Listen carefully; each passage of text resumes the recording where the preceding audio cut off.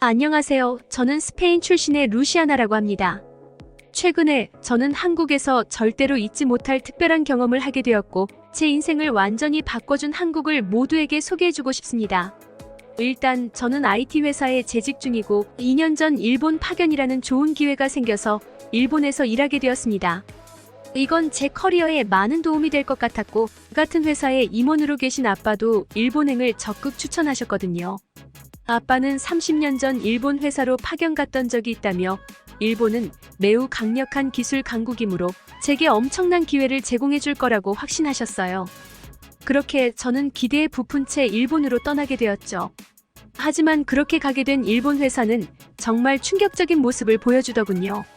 일본은 그야말로 아버지가 방문하셨던 30년 전의 상태를 그대로 유지하고 있는 듯 보였거든요. 도대체 아버지가 말씀하신 혁신을 주도하던 일본은 어디 갔는지, 이들은 아직도 모든 기록들을 수기로 작성하고 있었고, 사소한 업무까지 전부 대면으로 처리하고 있었죠.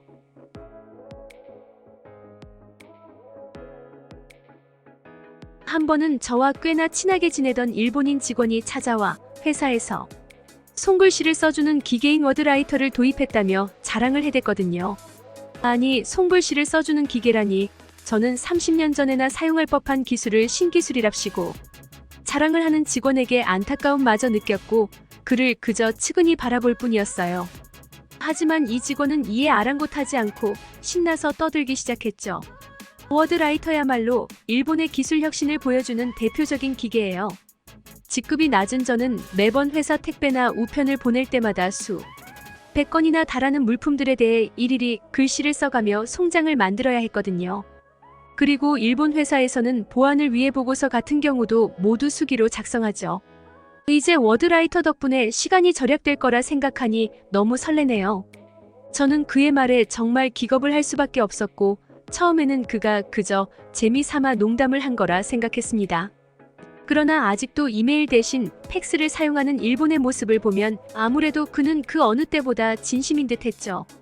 저는 일본으로 오는 비행기 안에서 시공간에 문제가 생겨 아빠가 일본으로 파견 가셨을 때인 30년 전에 일본 회사에 오게 된 것 같은 기괴한 느낌이 들었고, 왠지 잘 찾아보면 젊은 시절의 아빠가 이곳에서 열심히 일하고 있을 것 같다는 생각마저 들었습니다. 그만큼 일본인들은 매우 구시대적이었고 첨단 기술의 주류에서 완전히 밀려나 버린 듯 했죠.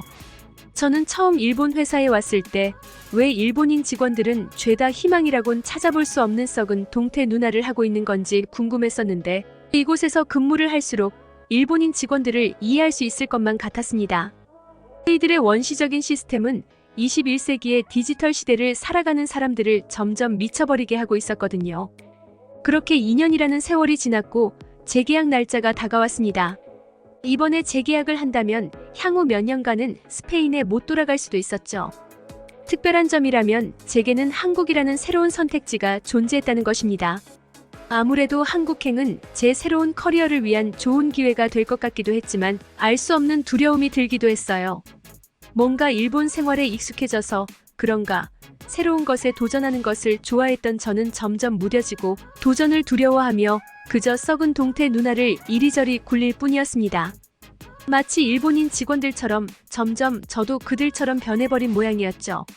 그러나 한편으로는 저는 일본의 이러한 융통성 없고 고지식한 사회 분위기에 숨이 막혀갔고, 도대체 아무리 커리어를 위해서라지만 이런 삶이 무슨 의미가 있을까 싶었습니다. 그래서 고민을 하던 끝에 저는 최종 결정 전에 바람이나 쐬고 오기로 했습니다. 그리고 휴가가 이틀밖에 없었기에 가장 가까운 한국으로 가기로 했죠. 그런데 저는 한국에 도착하자마자 정말 화들짝 놀랄 수밖에 없었습니다.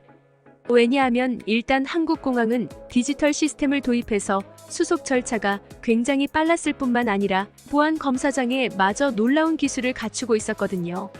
한국공항은 이미 생체인식 보안 검사 시스템을 도입한 상태였고 놀랍도록 신속하고 정확한 검사를 실시하고 있었는데요.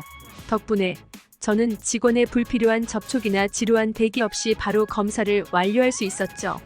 일본에서는 이러한 보안 검사들을 만들어진 지 수십 년은 된 조악한 X-레이와 직원들의 수작업만으로 처리했는데, 그래서 보안 검사는 굉장히 느렸고 직원의 불가피한 접촉 때문에 늘 수치심과 불쾌감을 느껴야 했습니다. 하지만 한국의 디지털 인프라는 이 모든 불편을 배제하게끔 만들고 있었죠. 또한 한국의 이러한 최첨단 기술은 그저 외국인에게 보여주기 위한 것이 아닌 삶의 질을 향상시키는 데에 그 목적을 두고 있는지 한국은 제게 더욱 놀라운 것들을 보여주기 시작했는데요. 일단 공항에는 비서형 키오스크가 어디에나 존재해서 저는 공항 표지판이나 지도를 보지 않고도 손쉽게 목적지를 향해 이동할 수 있었습니다. 일본에서는 휴대폰 지도 앱은커녕 아직도 종이 지도를 사용하는 경우가 많고 공항에도 자연스레 이러한 종이 지도와 책자가 구비되어 있는 게 현실인데요. 그러나 한국은 이러한 아날로그뿐만 아니라 디지털 단계까지 전부 뛰어넘어서 고성능의 AI 기술이 당연하다는 듯 상용화되어 있다니 저는 차원이 다른 기술력을 보여주는 한국에 정말 감탄할 수밖에 없었습니다. 그런데 그러한 감탄도 잠시 저는 곧이어 정말 경악을 금치 못할 장면을 목격하게 되는데요. 바로 한국의 한복이라는 전통 의상을 입은 한 무리가 공항에서 공연을 하기 시작했기 때문입니다. 물론 한국의 전통 의상은 매우 아름답긴 했지만 제가 놀란 이유는 이러한 공연 그 자체 때문이 아니었습니다. 바로 공연을 하는 한국인들이 입고 있던 한복이 일순간에 디자인과 색상이 바뀌더니 이내 새로운 옷으로 갈아입은 것처럼 계속해서 바뀌었기 때문이었는데요. 또 저는 이게 대체 무슨 속임수인가 싶어 두 눈을 크게 뜨고 공연자들을 노려봤지만 아무래도 그들에게서 속임수는 전혀 찾아낼 수가 없었습니다. 저는 매우 당황한 나머지 제게 길을 알려주던 키오스크에게 이 정체불명의 공연에 대해 물어봤고 비서 키오스크는 이내 도저히 말이 안 되는 이야기를 해오기 시작하더군요. 왜냐하면 현재 공항 내에서는 디지털 한복 공연을 실시하고 있고 이 디지털 한복은 한복과 스마트 천이 결합된 형태의 최첨단 의류라고 설명해줬거든요. 즉 이 공연은 속임수 따위가 아닌 그저 한국의 최첨단 기술의 결정체였던 것입니다. 이건 IT 회사에서 일해온 저조차도 들어본 적이 없는 기술이었고 저는 한국의 기술은 대체 어디까지 발전한 건가 싶어 혀를 내두를 수밖에 없었습니다. 그렇게 저는 한국의 뛰어난 기술 수준과 아름다운 한복을 홀린 듯 감상했고 이내 열화와 같은 박수를 보낸 뒤 이동하게 됩니다. 저는 한국의 디지털 인프라 덕분에 빠르게 공항 내의 지하철역에 도착할 수 있었고 이제야 제 본격적인 한국 여행이 시작되는 듯 했죠. 하지만 역시나 한국은 저를 그냥 두지 않더라고요. 저는 처음 경험해보는 한국 지하철을 어떻게 이용하는지도 몰랐기에 일단 지하철역 종이 지도부터 찾아보기로 했는데요. 그런데 아무리 봐도 지도는 전혀 보이지가 않는 거 아니겠어요?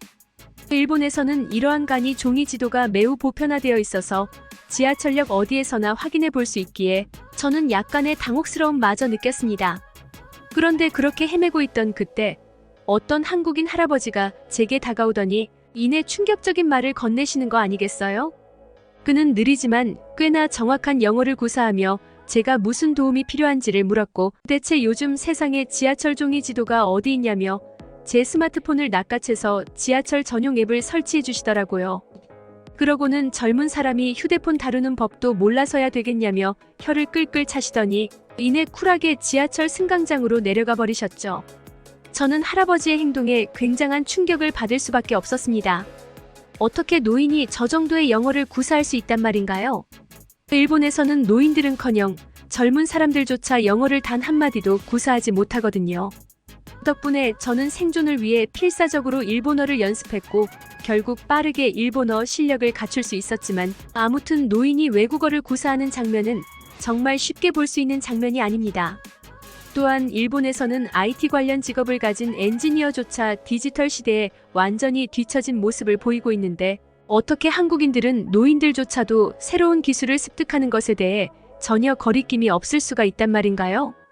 저는 나이가 많건 적건 새로운 도전을 하는 것에 대해 전혀 두려움이 없는 한국인들의 모습에 존경스러운 눈빛을 보낼 수밖에 없었습니다. 그리고 그렇게 할아버지가 설치해주신 지하철 앱을 확인해보게 되죠. 이 지하철 앱은 출발역과 도착역을 지정하면 언제 어느 플랫폼에서 열차를 타야 하는지 그리고 도착 시간은 몇 시인지를 정확하게 계산해주고 있었을 뿐만 아니라 역을 중심으로 맛집과 관광지들도 자동으로 추천해주고 있었는데요. 사실 저는 이런 기발한 앱을 개발한 한국이 대단하다고 생각하긴 했지만 그래도 이건 비현실적이지 않나 싶어 약간의 실소가 나오기도 했어요. IT 회사에서 일하는 저는 대중교통, 도착 시간을 정확하게 계산하는 건 불가능한 일이라는 것을 잘 알고 있거든요.